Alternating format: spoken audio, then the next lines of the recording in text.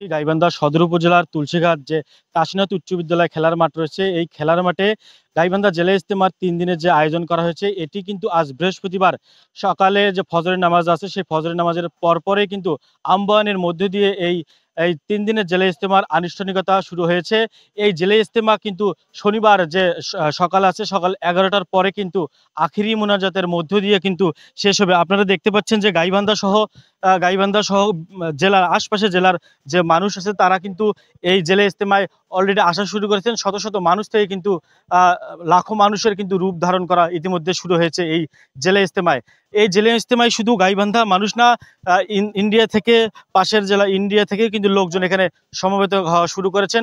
পাশাপাশি যে ইন্দোনেশিয়া আছেন আমাদের, সেই ইন্দোনেশিয়া থেকেও কিন্তু মুসলমান ভাইরা এখানে আসা শুরু করেছেন। এই জেলা ইজতেমা উপলক্ষে কিন্তু অজুখানা, তারপরে আপনার হচ্ছে টয়লেট, নামাজখানা এবং গোসলের ব্যবস্থা করা হয়েছে। তাদের উপলক্ষে কিন্তু এই তুলসীঘাট সদর উপজেলার যে তুলসীঘাট ইজতেমা ময়দান, এটি কিন্তু মুখরিত হয়ে গেছে। এই ইজতেমা যে 3 দিন ব্যাপী অনুষ্ঠিত হচ্ছে, সেই ইজতেমায় কিন্তু আমাদের অনেক মানুষ আমরা লক্ষ্য করতে পেরেছি। এখন পর্যন্ত যদি আমরা ইজতেমার একজনের সঙ্গে কথা বলি, আমাদের যে ইন্দোনেশিয়া, সেই ইন্দোনেশিয়ার যদি এক ভাইয়ের সঙ্গে প্রতিনিধি এক ভাইয়ের সঙ্গে আমরা কথা বলবো।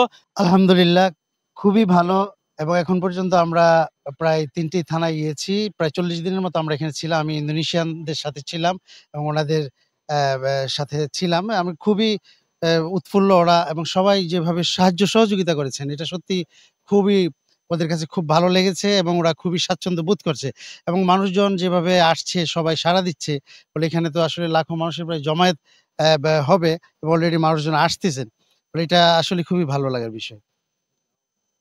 এবং আমরা চাচ্ছি যে কিভাবে আরো মানুষ বেশি থেকে বেশি এখানে আসে, বলে আসলে আসলেই বলে যে দিনে যে পরিবেশ বলে সেটা আরো সুন্দর হবে। মানুষজন এখানে ইসলামের যে পরিবেশ সেটা পাবে।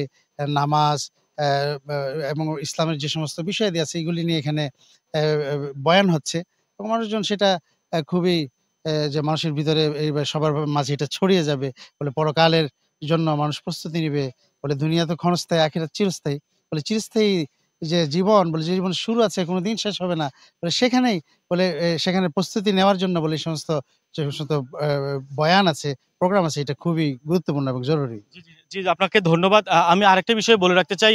গাইবান্ধা পুলিশ সুপার মোশাররফ হোসেনের সঙ্গে আমার কথা হয়েছে। তিনি আমাকে জানিয়েছেন এই জেলা ইজতেমা 3 দিনের যে জেলা ইজতেমা আছে, এই জেলা ইজতেমা উপলক্ষে কিন্তু পুলিশ মোতায়েন করা আছে। সেই পুলিশ কিন্তু তারা সর্বক্ষণিক যে বিদেশি এবং দেশি ভাইরা আছেন, সবারকে আইন শৃঙ্খলা রক্ষাকারী বাহিনীর পক্ষ থেকে কিন্তু তার সহযোগিতা করা হচ্ছে। পাশাপাশি যে যে টহলদার পুলিশ আছে, সেই টহলদার পুলিশেরা কিন্তু তাদের তৎপর রয়েছে। সে সব মিলিয়ে যে অরাজকতা এবং অস্বস্তিকর পরিবেশ কিন্তু যে রক্ষা করতে জেলা পুলিশ সর্বত্রই কাজ করছেন। এই ছিল আমার কাছে গাইবান্ধা 3 দিনের জেলা ইজতেমা থেকে রিফাতুন নবী রিফাত, ভোরের আকাশ, গাইবান্ধা।